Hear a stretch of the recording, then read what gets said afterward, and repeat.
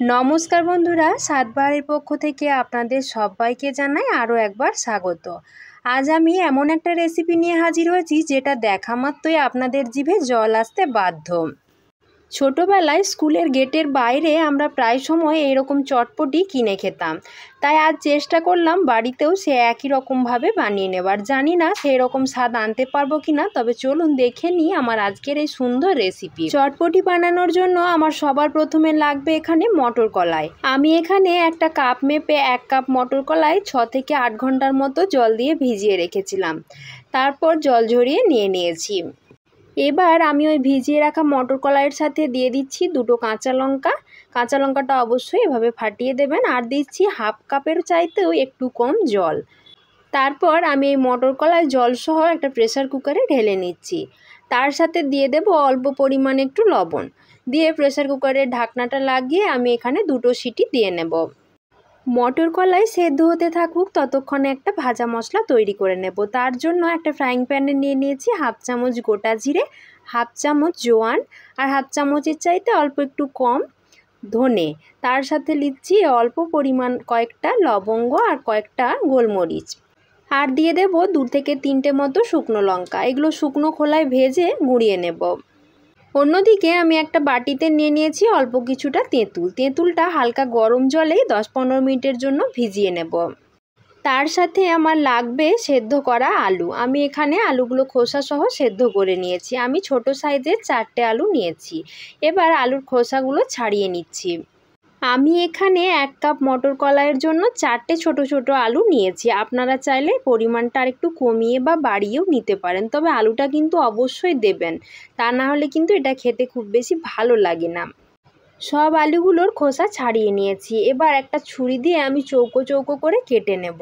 একটু ছোট ছোট করে কেটে নিতে হবে। আমি এখানে আলুগুলো কেটে নিতে থাকি, ততক্ষণে আপনারা বন্ধুরা যদি চ্যানেলে নতুন হয়ে থাকেন তাহলে প্লিজ চ্যানেলটাকে সাবস্ক্রাইব করে দেবেন। আর আজকের রেসিপি যদি ভালো লাগে তাহলে অবশ্যই একটা লাইক করে দিয়ে সকলের মাঝে বেশি বেশি করে শেয়ার করে দেবেন, যাতে সবাই দেখতে পায়। আলুগুলো চৌকো চৌকো করে কেটে নিয়েছি।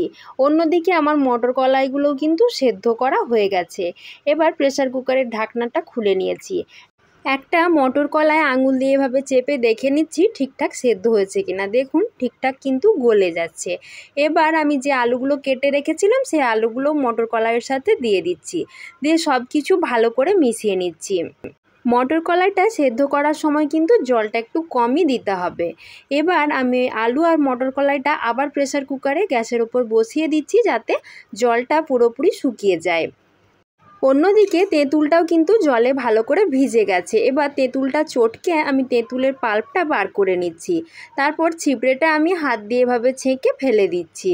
এটা নামেও যেমন চটপটি, খেতেও সেরকম চটপটা, দারুণ খেতে লাগে। আপনারা অবশ্যই বাড়িতে একবার হলেও বানিয়ে দেখবেন, তারপর জানাবেন খেতে কেমন হয়েছিল।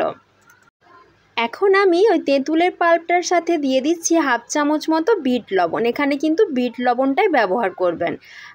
তারপর দিচ্ছি 1 চামচ ভাজা মশলা, আর দিয়ে দেব 1 চামচ চিনি। আপনারা চাইলে এখানে গুঁড়ো চিনিটাও ব্যবহার করতে পারেন।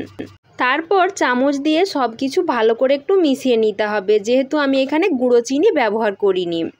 এখন আমার তেঁতুলের চাটনিটাও তৈরি করা হয়ে গেল। এবার আমি সব কিছু একসাথে ভালো করে মিশিয়ে নেব। আলু আর কলাইটা একটা বাটিতে আমি ঢেলে নিয়েছি। এবার ওই আলু কলার সাথে মিশিয়ে দিতে হবে শসা কুচি, পেঁয়াজ কুচি, টমেটো কুচি আর কাঁচা লঙ্কা কুচি, তার সাথে ধনেপাতা কুচি। এগুলো সব কিছুই কিন্তু অবশ্যই দেবেন, তবেই কিন্তু এর স্বাদটা ঠিকঠাক আসবে। শসা, পেঁয়াজ, কাঁচা লঙ্কা এগুলো দেওয়া হয়ে গেলে আমি আগের থেকে যে তেঁতুলের চাটনিটা বানিয়ে রেখেছিলাম সেই চাটনিটাও এখানে 2 চামচ মতো দিয়ে দেব।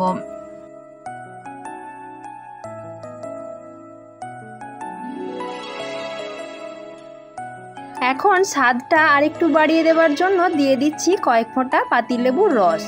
এবার সব কিছু চামচ দিয়ে ভালো করে মিশিয়ে নিতে হবে।